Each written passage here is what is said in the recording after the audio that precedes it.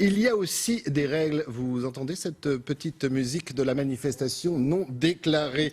Il nous fait le plaisir d'être sur ce plateau. Grégory Jourdon, je vous rappelle que vous êtes secrétaire national CRS, unité SGP Police. Que répondez-vous à cette polémique c'est sûr que et à ces images c'est aussi. pas très agréable à voir, en effet, mais bon, il faut recontextualiser, comme à chaque fois. C'est-à-dire manif non déclaré, sitting improvisé qui bloque la circulation, plusieurs tentatives entre guillemets de dialogue, ensuite des sommations réitérées, donc le cadre légal est posé et on agit comme on peut sur des sittings. Est-ce que c'est plus agréable de voir des gens traîner par terre ou être gazés? J'en sais rien. Ça après. Vous en savez rien? Non, mais enfin, c'est que chacun y met sa propre analyse.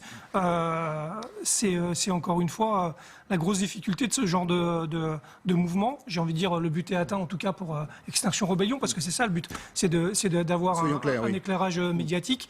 En faisant des sittings improvisés pour gêner la circulation, forcément, ils s'attendent à une action de police. C'est de la provocation pour vous ? C'est pas de la provocation, c'est un mode d'action. Nous, après, on est simplement des maîtres d'œuvre. On nous dit qu'il faut faire évacuer le pont. On évacue le pont comme on peut. C'est-à-dire où on prend les gens manu militari, parce que c'est le seul moyen, s'ils veulent pas bouger, de leur propre chef, de le faire. Et quand on sait que c'est compliqué, parce qu'en effet c'était compliqué et qu'il y a apparemment des instructions pressées de devoir libérer la circulation, les collègues s'adaptent. Ça m'intéresse justement, Grégory Jourdon, et certainement ceux qui nous écoutent. Qui a donné l'ordre? Puisqu'il y a une enquête, le ministre de l'Intérieur l'a demandé, donc autant essayer de le savoir sur ce plateau. Je ne pense pas que ce soit les CRS de leur propre chef qui ait décidé. Qui donne l'ordre dans ces cas-là?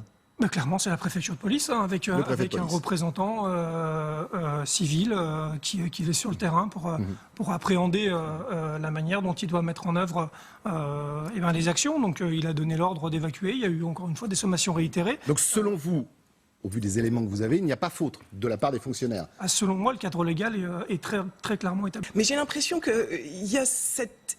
pas erreur, mais cette disproportion. Et on ne comprend pas très bien que le gouvernement réagisse et laisse passer des images comme ça, alors qu'on a passé des mois avec des difficultés sur les gilets jaunes. Il y a eu le même mouvement à Londres, parce que c'est international, ça vient de Londres. Je crois qu'il y a eu, sur le dernier mouvement, 290 interpellations. C'est-à-dire que si là, il y en a eu 2. Si on avait interpellé tout le monde, on aurait eu la même polémique ce matin, à mon sens, en disant finalement, il n'y a pas non plus de liberté de manifester, même si c'est pas très cadré. Mais en tout cas, ce genre d'action aurait été aussi dénoncé comme étant réprimé d'une autre manière. Je sais pas quelle est. Il y a l'image, quoi. C'est-à-dire l'image est très forte. Le manifestant, c'est pas une mouche ou des moustiques qu'on vaporise, comme on fait pour les éteindre, quoi. Pour faire il y a la nonchalance, vous avez raison, Arlette, du geste dans l'oreille, quasi à bout portant. J'aimerais simplement, à un moment donné... Normalement, c'est à plus de 20 cm. Là, il y avait moins d'un mètre. Un peu plus enfin, d'un mètre. Un mètre, quoi. Mais enfin, il n'y a pas de règle. Il n'y a pas de règle. C'est encore une là, fois... c'était dans les yeux. Mais il a l'air très content, le policier qui joue avec... Moi, content, je suis pas sûr. Vous savez, revoyons les images, justement. Il y a un peu de désinvolture, quoi. Il y a peut-être aussi un peu de ras-le-bol aussi. Mais on va y revenir au ras-le-bol, parce que c'est important. Une fois qu'on a dit ça, j'aimerais aussi dire quelque chose. Je pense qu'à un moment donné, il faut aussi qu'on responsabilise les gens, parce que vous l'avez dit, mais si, parce que les samedis, on peut en parler, des samedis, enfin, je suis déjà venu sur ce plateau pour en parler aussi. Moi, voir des gens, quand il y a des situations dégradées, rester à côté et faire des selfies, la bouche ouverte, c'est grave. Ça, c'est grave. C'est comme ça qu'ils interviennent pour... non, qu'ils partent.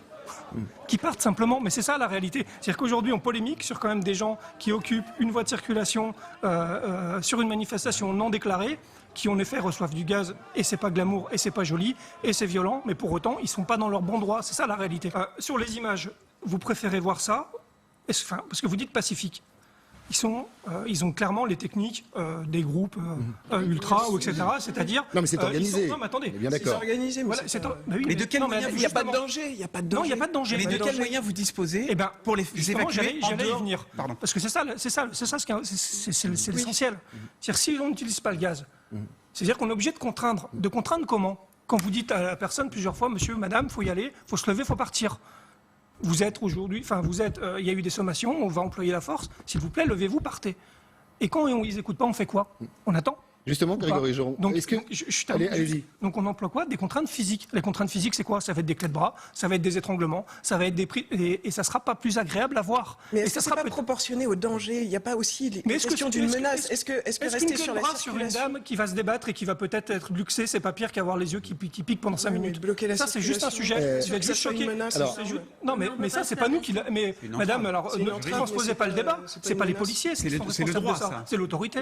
C'est le droit. Alors justement, tiens, parlons d'autorité. Quand vous entendez Grégory Joron, après 33, 34 week-ends de Gilets jaunes, le ministre de l'Intérieur, je ne vais pas dire qu'il vous lâche, parce qu'il est un peu dans la tourmente, mais qui demande des explications. Quand vous entendez, on l'a entendu, on l'entendra certainement tout à l'heure, Nicole Belloubet, qui est choquée par ces images, quand l'autorité, le préfet de police, qu'on a beaucoup entendu sur d'autres sujets, pas sur celui-là, vous vous sentez lâché aujourd'hui ?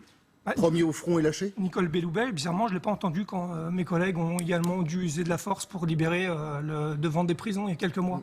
C'est assez étrange, je trouve.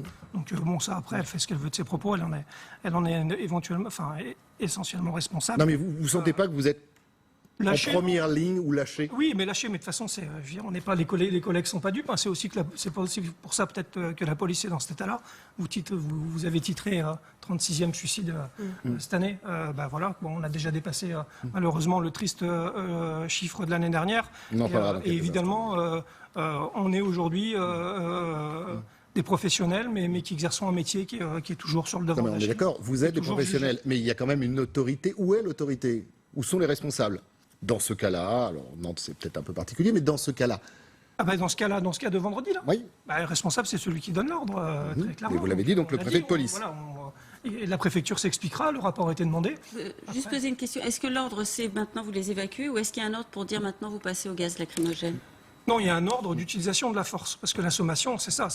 Donc c'est vous qui jugez si vous utilisez les gaz lacrymogènes? Après, on est maître des moyens qu'on met en œuvre normalement, mais dans l'absolu, encore une fois. Et le choix des moyens, c'est le patron de l'unité de CRS? Logiquement, c'est le patron de l'unité, mais il en parle normalement avec l'autorité civile, logiquement. Mais c'est le patron de CRS. Mais pour avoir fait quand même quelques années, un peu plus de 10 ans de maintien de l'ordre et que du maintien de l'ordre, je peux vous assurer que c'est des situations qui sont très compliquées, quel que soit le public. Parce que des gens qui ne veulent pas bouger, alors qu'on vous demande de les faire bouger, vous n'avez pas 36 solutions. Ou vous les violentez, entre guillemets, de manière physique, parce que vous n'avez pas le choix, parce qu'on l'a vu, ça se traîne, ça se débat un peu, c'est compliqué.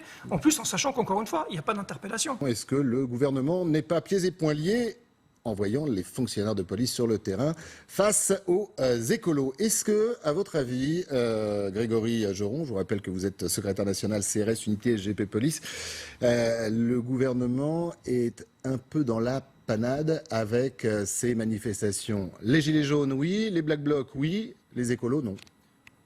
Après, ça reste politique, le maintien de l'ordre. C'est d'ailleurs quasiment la seule intervention de police qui est directement liée aux politiques en permanence. Donc bien sûr que c'est toujours délicat. Par contre, encore une fois, faut pas se tromper de débat. Mes collègues sur le terrain, ça fait des mois et voire des années, parce que depuis les attentats de Charlie Hebdo qui sont en suremploi, ça c'est une réalité. Et ils sont souvent finalement le bouc émissaire de ce genre d'images-là, qui encore une fois peuvent paraître choquantes, mais qui une fois qu'on recontextualise et le plus important pour nous, parce que c'est le contexte, c'est le 36e aussi suicide d'un fonctionnaire de police. Oui, aussi. Triste record depuis le début de l'année. Aussi, oui, mais après, sans faire de parallèle, évidemment que la police est en mauvais état, on l'a dit partout. C'est pas ce qui justifie. Non, mais il n'y a pas un parallèle à faire, mais il y a quand même un climat de fond. Il y a un climat de fond, oui, mais ça vient encore une fois des années qu'on a vues. Vous avez le sentiment d'ailleurs que le gouvernement, les pouvoirs publics, on a entendu les réactions, notamment celle du ministre, se préoccupent plus de ce qui se passe, et notamment de ces images, que de ce qui se passe dans les rangs de la police aujourd'hui dans son ensemble? C'est super compliqué. Le suicide, c'est multifactoriel, on l'a déjà dit. Les causes sont, on ne fait que d'une pièce et que d'un bloc. Donc, quand il y a d'un côté l'équilibre professionnel qui s'écroule, si familialement on n'est pas solide, tout s'écroule et vice versa. Pour autant. Même si on l'a dénoncé partout, nos problèmes d'effectifs, de cycle horaire, d'heures supplémentaires, de conditions de travail, ce qui est gênant, c'est que j'ai l'impression que tant que ce n'est pas les citoyens qui réclameront réellement une meilleure sécurité, comme ils peuvent réclamer des meilleurs soins, comme ils peuvent réclamer une meilleure éducation pour leurs enfants ou une meilleure justice. Vous attendez un jour à une manifestation citoyenne pour avoir une véritable police, dans un état de marche? On l'a vu après Charlie Hebdo. C'était un élan citoyen parce qu'ils ont reconnu l'héroïsme de mes collègues.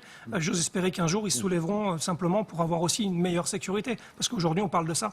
Et pour rebondir sur ce que disait Christophe, les heures supplémentaires, il devait y avoir des négociations qui devaient être entamées. Elles en sont où? Ça a avancé, ça? Ça avance. On attend des réunions interministérielles parce que forcément ça engage un budget assez conséquent, de l'ordre de quasiment 300 millions d'euros.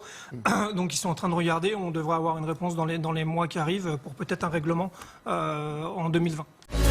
Retrouvez toute notre actualité sur videopolice.com, la chaîne YouTube d'Unité SGP Police.